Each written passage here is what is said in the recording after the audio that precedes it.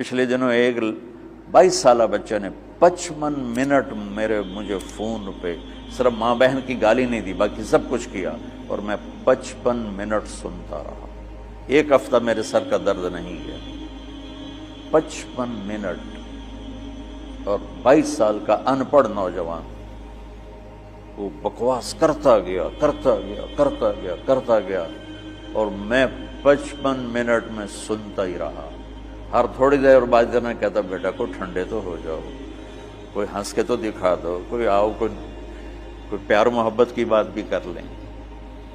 آخر میں جا کر کہنے لگا ایک بات ہے کہ آپ کا صبر بہت بڑا ہے، آپ نے مجھے بہت برداشت کیا۔ دعوت دینے میں داعی ذلیل ہوتا ہے، جس کو دعوت دی جا رہی وہ اس کو ہم احترام دیتے ہیں، عزت دیتے ہیں۔ شرابی آ رہا ہے ہم عزت دے رہے ہیں، جواری آ رہا ہے، زانی آ رہا ہے، سود خور آ رہا ہے، تشریف لائی بیٹھ چیز۔ تو تیسری بات یہ چاہتا ہوں کہ آپ کا تبلیغ میں جانے کا جو جذبہ ہے وہ نبیوں والا ہو۔ یہ بات کے جذبے بنے ہیں، پڑھانے بیٹھ جاؤں، پڑھنے بیٹھ جاؤں، کتاب لکھوں، کوئی کہیں ممبر پہ بیٹھ جاؤں، کہیں خطابت پہ بیٹھ جاؤں، کہیں درس قرآن مل جائے، کہیں دارالافتاء مل جائے، یا کسی شیخ کا مرید ہو جاؤں تو مجھے خلافت مل جائے اور میری پیری مریدی بھی چل جائے۔ یہ بہت بات کے جذبے ہیں۔ میرے نبی اور صحابہ تھا، کبھی عرش پر، کبھی فرش پر، کبھی ان کے در، کبھی در بدر، غم عاشقی تیرا شکریہ میں کہاں کہاں سے گزر گیا۔ کہیں راستوں میں تنہا، کہیں ہوں ورود صحرا، میں جنوں کا ہم سفر ہوں، میرا کوئی گھر نہیں ہے۔ یہ جذبہ پیدا کرنا چاہتا ہوں، کیونکہ جو کام آدمی کرنا چھوڑ دیتا ہے وہ پھر ذہنوں سے نکل جاتا ہے، پھر ایسا نکلتا ہے کہ وہ بھولنا بھی۔ اب میں بے شمار حدیثیں بھول چکا ہوں، اللہ کا فضل ہے پاکستان میں سب سے پہلے حدیث کی نص کو بیان میں اللہ نے میرے ذریعے سے پیش کروایا، ورنہ کوئی عالم حدیث، حضور نے فرمایا کہ جو 5 وقت نماز پڑھے گا اس کے گناہ معاف ہو جائیں گے، اس طرح تو بیان ہوتی تھی، لیکن اس کی نص کے ساتھ من قام رمضان ایمانا و احتسابا غفر له ما تقدم من ذنبه۔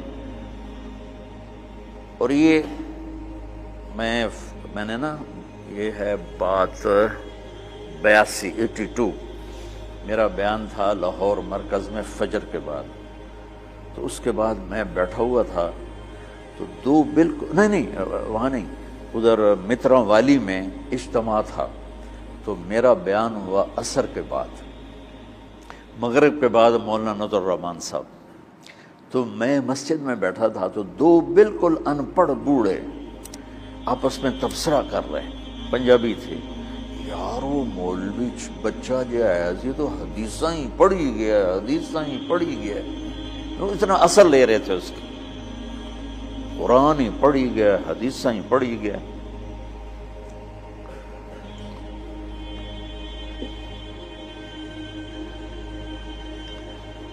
تو تمہارے تبلیغ میں جانے کی بشاشت، وہ اس کا سبب نص قرآن ہو اور فرمان رسول ہو۔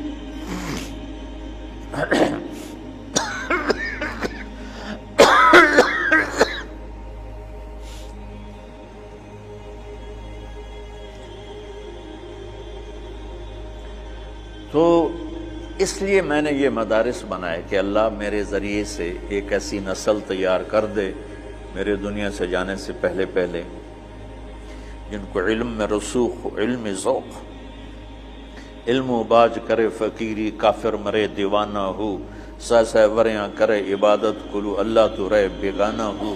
یہ سلطان باہو رحمۃ اللہ علیہ کا فرمان ہے کہ علم کے بغیر جو فقیری کرتے ہیں تو دیوانہ ہی ہوتے ہیں، پاگل ہوتے ہیں، شریعت کا ہی نہیں پتہ تو فقیری کیا کرنا۔ ہمارا ایک دوست تھا، جب ہم لاہور پڑھتے تھے تو گدی نشین کے نا فیملی سے تھا، تو جب اس کے پاس پیسے ختم ہوتے وہ ایک مریدوں میں چکر لگا کے پیسے اکٹھے کر کے آ جاتا تھا۔ اب ہم تو باپ کے پیسوں کا انتظار کرتے تھے، وہ مریدوں سے لے کے آ جاتا تھا۔ تو کہنے لگا ایک جگہ میں گیا تو کہا ہمارے جو ہوتے تھے نا چیلے، وہ بڑے ٹرینڈ ہوتے تھے، یعنی ہمارا تصور بٹھانے کے لیے۔ تو کہا میں ایک جگہ گیا تو ایک مرید اپنے بچے کے ساتھ ہے، تو وہ بچہ کہتا ابا یہ پیر دی تا داڑھی کوئی نہیں۔ تو میرا جو چیلا بیٹھا تھا کہا ہوئے چکا، پیران دی اندر داڑھی ہوندی۔